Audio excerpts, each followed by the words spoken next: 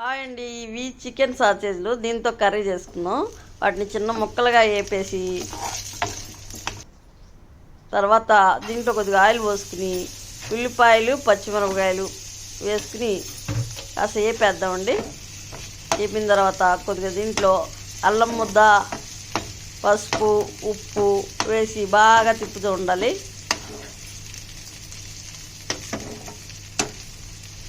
తిప్పేసిన తర్వాత ఒక స్పూన్ కారం వేద్దాం.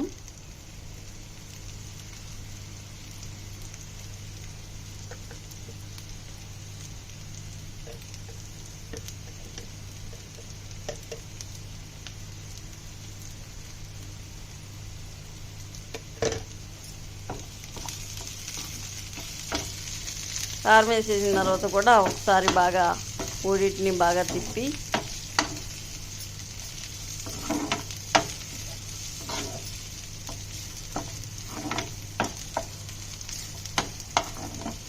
తర్వాత ఇంతాక మనం వేపి పెట్టిన చికెన్ సాసేజ్ ముక్కలు ఉన్నాయి కదండి, వీటిని వాటిలో వేసేసి ఈ మొత్తం మిక్స్ చేద్దాం. ఓకేనా? ఈ మొత్తం వేసేసిన తర్వాత వీటికి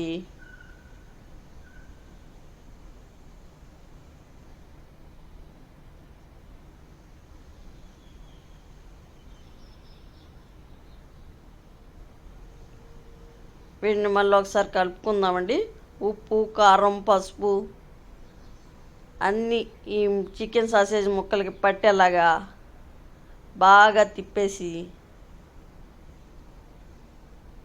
బాగా తిప్పుకుందాం. వీటికి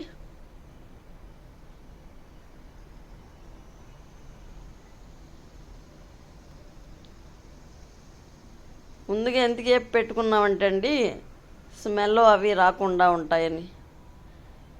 ఇండియాలో ఎప్పుడూ తినలేదు, ఇక్కడే తినడం.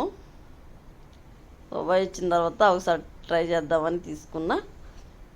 తర్వాత దీంట్లో ఒక టీ గ్లాస్ వాటరు దీంట్లో కొన్ని పోసుకుందామండి, ఎందుకంటే గుజ్జు వస్తుంది కాబట్టి.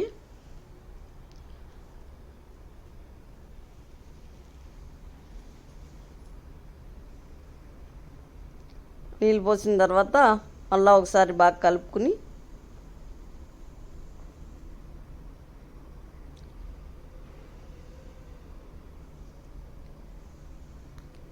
చికెన్ మసాలా కూడా వేద్దామండి. కొద్దిగా చికెన్ మసాలా పౌడర్ ఉంటుంది కదా, ఆ పౌడర్ కూడా కొద్దిగా వేసుకుని